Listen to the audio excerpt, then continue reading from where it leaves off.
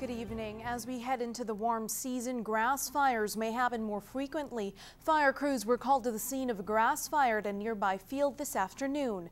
Officials say it happened near 47th Avenue and 19th Street. Grass and trees at a field behind houses caught fire at around 1:30.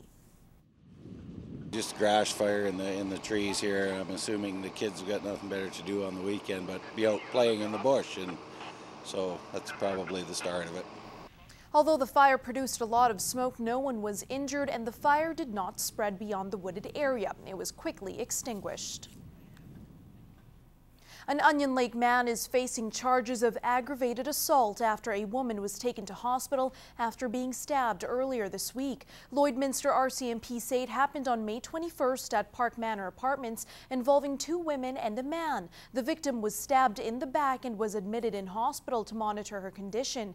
33-year-old Blaine Philip Lewis faces several charges, including aggravated assault, possession of a weapon for dangerous purpose, and 2 charges of failing to comply with probation order. Lewis will appear in Saskatchewan Provincial Court on May 26th.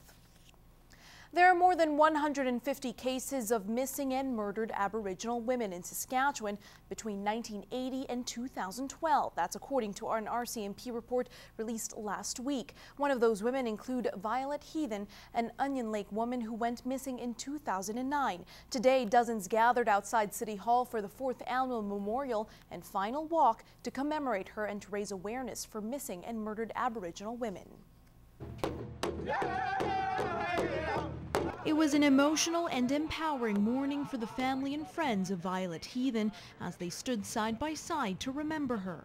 I miss my daughter a lot. I never forget her. She had gone missing from Lloydminster in May of 2009, and her remains were discovered in November.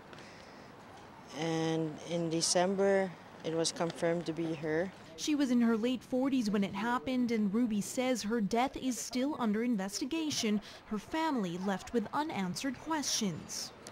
My sister was very caring, loving, and respectful, and she would never hurt anybody out there. Hopefully that, one day we'll find who is responsible for ending her life the way it was. Violet's loved ones are walking from Lloydminster to Onion Lake, and although this is the final memorial walk, they hope to continue spreading awareness and finding justice. We spent 5 months searching for her, but it also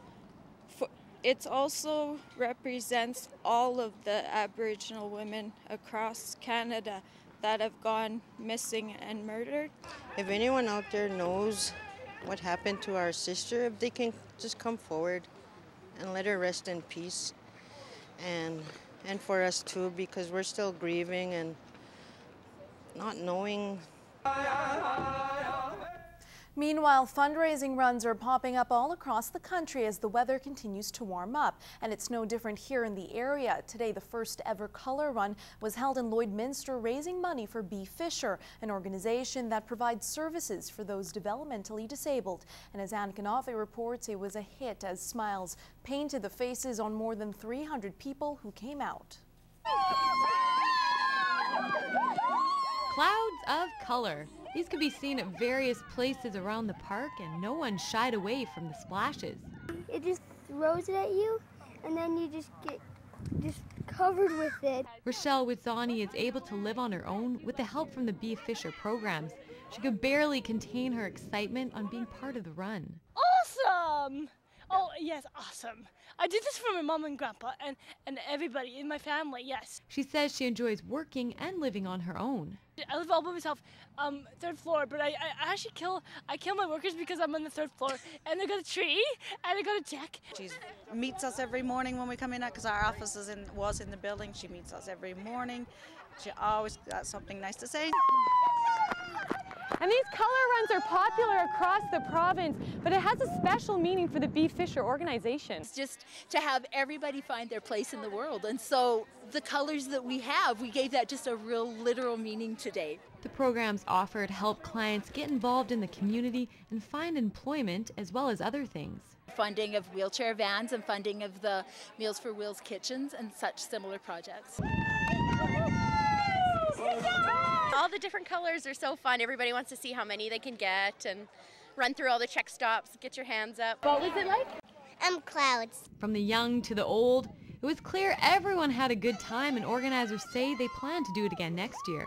Kids have good days, yes, and life is pretty good. Anika, Nottveit, Newcap News.